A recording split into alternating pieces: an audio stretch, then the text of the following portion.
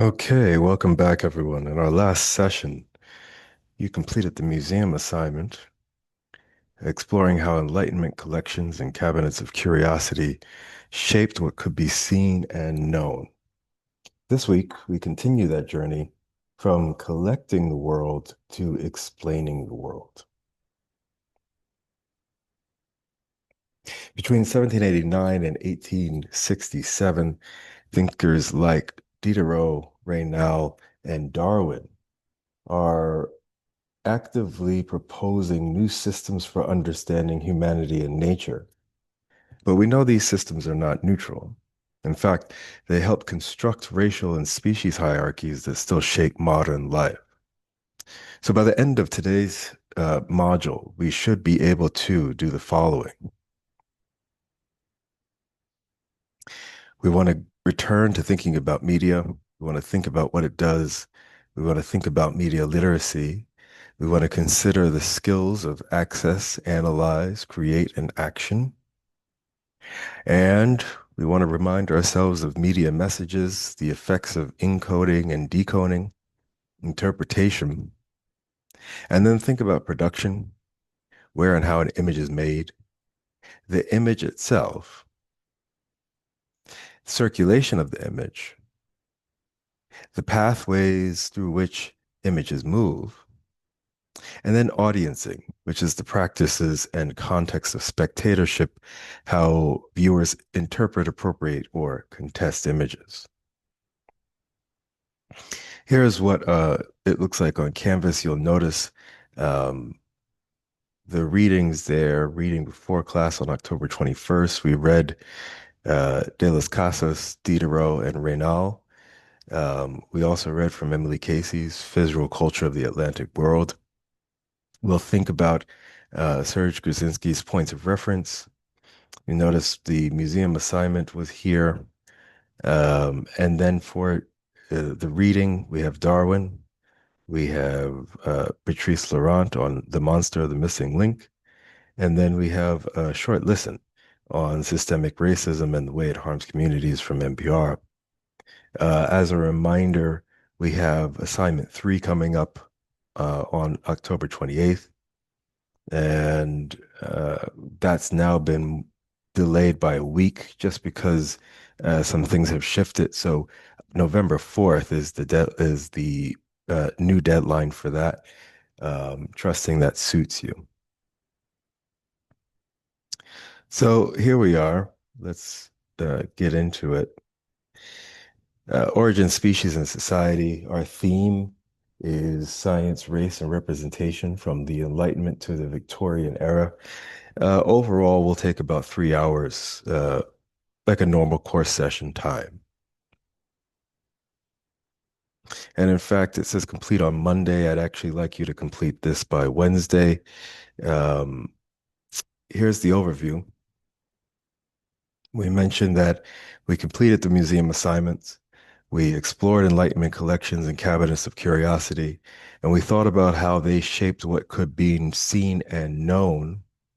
We'll continue that journey this week. Between 1789 and 1867, thinkers like Diderot, Raynal, and Darwin proposed new systems for understanding humanity and nature. But these systems were not neutral.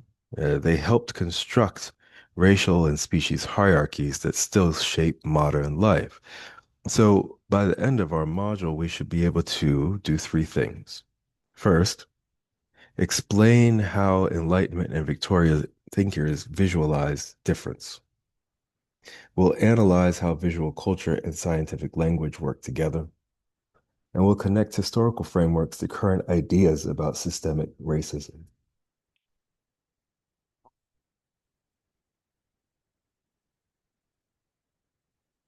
And so we have 7 parts to what we want to talk about here. I'll encourage you to take notes as we go. I'd like you to focus on how images and scientific language shaped each other. And then you'll want to pause and reflect on each segment.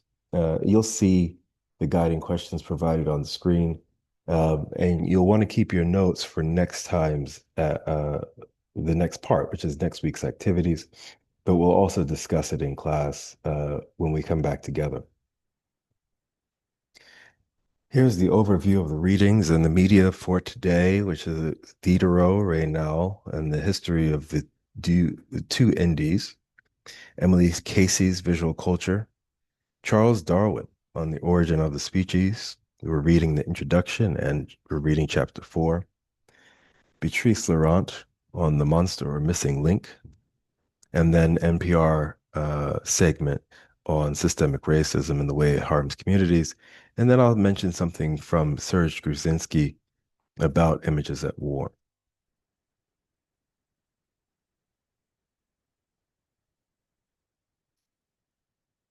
The learning activities are here. I'm going to just click through so you can see uh, in advance. We're going to preview them. Here's the first one about seeing the system.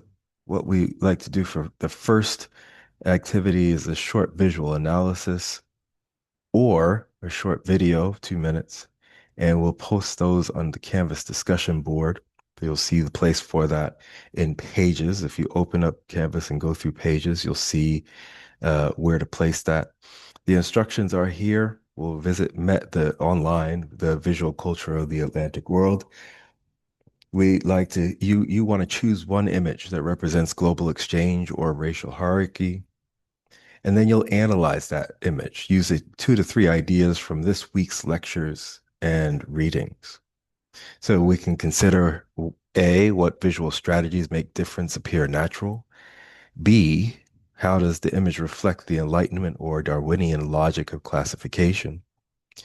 And then C, what questions about race, gender, or species emerge for you? So you'll post your analysis and then you'll thoughtfully respond to one other classmate's post. So we're going to engage with some dialogue today, even though um, we're not sitting together in class. We'll use the Canvas LMS to respond thoughtfully. And so the grading criteria are also here. We're thinking about a clear connection to the readings in the lecture. We're thinking about evidence of visual analysis, and we're considering engaged and respectful peer responding. Activity 2 is a comparative concept map, the Enlightenment to the Victorian to today. What you'll make is a diagram, digital mind map, or a short written outline. And again, we'll upload that to Canvas, but we'll do a concept map. And we want to show the relationships between Enlightenment ideals, scientific classification, visual culture examples, and the modern implications of systemic racism representation or an ethics of care. So we'll label arrows or lines to explain the connections, as you see here. And then you want to add at least one quote or visual reference from the readings that you found. And when you do that, you can upload your final one-page map or outline, whichever format you chose, with a 150 word reflection, excuse me. Your reflection should respond to the following question. What patterns persist between 18th century and modern systems of classification? That's the first part. The second part is, what might you propose as an alternative to this particular history? So the grading criteria include the completeness and clarity of your map. You'll integrate the readings, the visuals, and the ideas.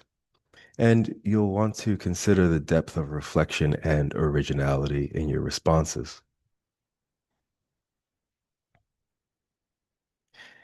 So here we go. We have some foundational knowledge. You'll see that we're working through these key terms: classification, taxonomy, evolution, visuality, systemic racism, and then we'll consider the application, the integration, the human dimension, caring and learning how to learn.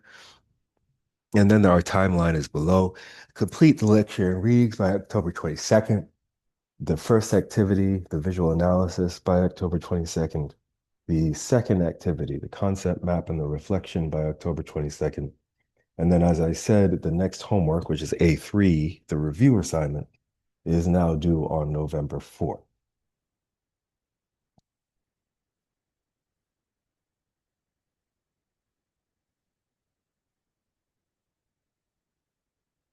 So this is a good time to pause the recording if you need to take a break or do something else, and then come back and we'll start here with human. And I'll talk through some notes on this first uh, part of our lecture.